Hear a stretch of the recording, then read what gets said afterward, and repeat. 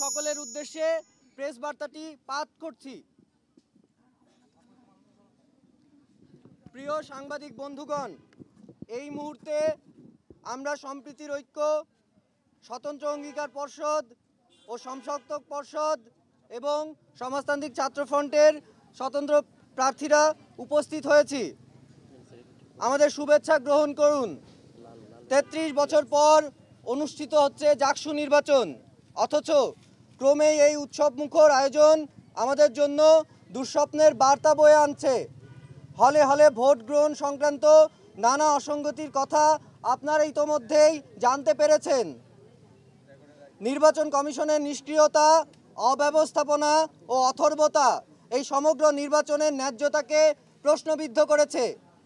আমরা বেশ কিছুদিন ধরে লক্ষ্য করেছি এই নির্বাচনকে কেন্দ্র করে বিশ্ববিদ্যালয় প্রশাসনের ও নির্বাচন কমিশনের সর্বোচ্চ অসহযোগিতা, পক্ষপাত দুষ্টতা ও সুষ্ঠু নির্বাচন অনুষ্ঠিত করার চূড়ান্ত অনিচ্ছা।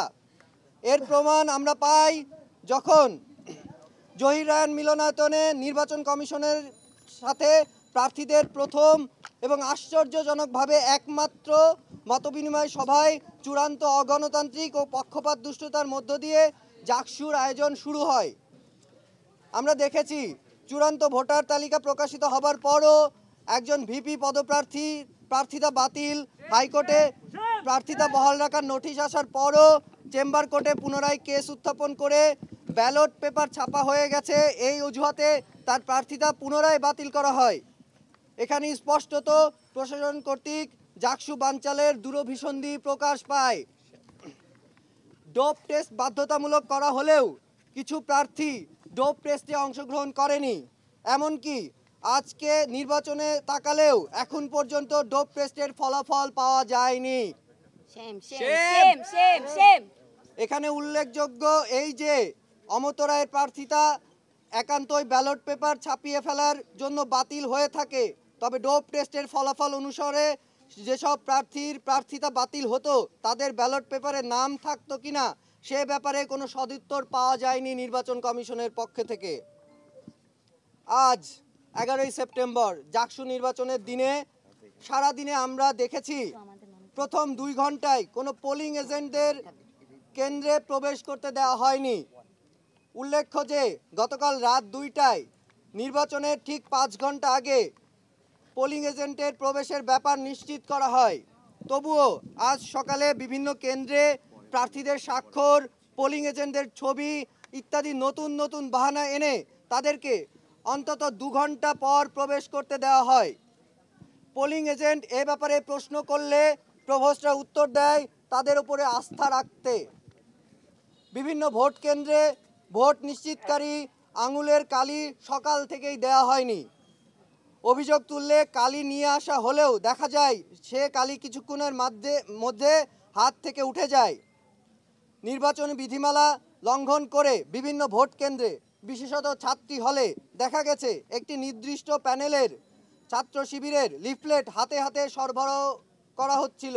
এমনকি জাহানারা ইমাম হলে একটি বুথের মাঝে 2টি প্যানেলের লিফলেট সাজিয়ে রাখতে দেখা যায়।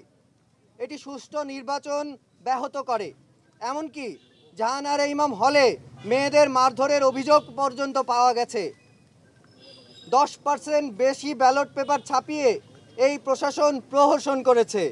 এমনকি আজ বিভিন্ন ভোট কেন্দ্রে অতিরিক্ত ব্যালট পেপার সরবরাহ করা হয় এবং বিভিন্ন স্থানে পড়ে থাকতেও দেখা গেছে। একই সঙ্গে কাজী নজরুল হলে কার্যনির্বাহী সদস্য পদে সব প্রার্থীর নাম না থাকায় সেখানে প্রথমে বাকি প্রার্থীদের নাম ছাড়াই নির্বাচন চলতে থাকে এবং পরবর্তীতে হাতে লিখে প্রার্থীদের নাম ব্যালট পেপারে যোগ করা হয়।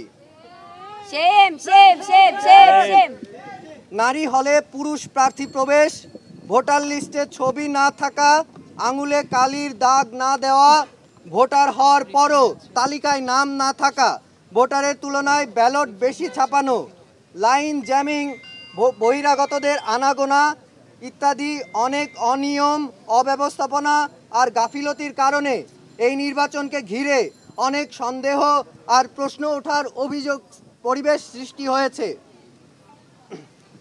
জাকসুতে অসঙ্গতির দায় শুরু থেকে শেষ পর্যন্ত প্রশাসনের। নির্বাচন কমিশন এবং প্রশাসনের চূড়ান্ত অব্যবস্থাপনা, গাফিলতি, ব্যর্থতার কারণে এই ইলেকশনের ক্রেডিবিলিটি নিয়ে যে কারো মনে প্রশ্ন উঠতে বাধ্য। গত কয়েকদিন ধরেই ছাত্র শিবির, ছাত্রদল, বাকশাস, স্বতন্ত্র, সম্প্রীতির ঐক্য সকল প্যানেলই নিজেদের জায়গা থেকে নির্বাচন কমিশনের অদক্ষতা, অব্যবস্থাপনা এবং পক্ষপাত দুষ্টতার অভিযোগ তুলে এসেছে। বারবার অভিযোগ দেওয়ার পরও নির্বাচন কমিশনের আচরণের কোনো পরিবর্তন হয়নি। অমর্ত্যর প্রার্থিতা অন্যায্যভাবে বাতিল করা হয়েছে।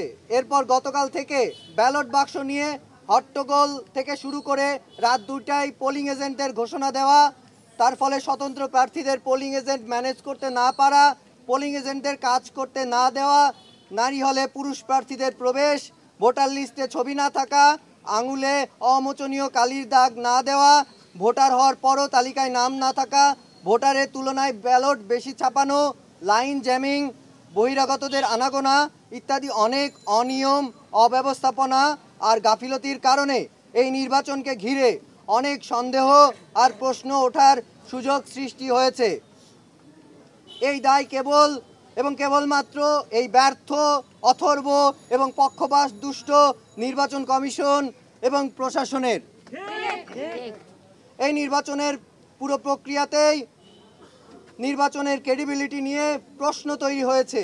একটি সুষ্ঠু প্রক্রিয়ায় জাকসু নির্বাচন আমাদের আজীবনের দাবি। শিক্ষার্থী হিসেবে প্রতিটি জাহাঙ্গীরনগরের আপামর শিক্ষার্থী অপেক্ষা করেছে এই আজকের দিনের জন্য, কিন্তু চূড়ান্ত রকমভাবে আমরা ক্ষুব্ধ, হতাশ এবং বিক্ষুব্ধ। হ্যাঁ, আমরা এই অনিয়মের নির্বাচনকে বয়কট করছি এবং দ্রুত, সুষ্ঠু ও গ্রহণযোগ্য প্রক্রিয়ায় পুনর্নির্বাচনের দাবি জানাচ্ছি।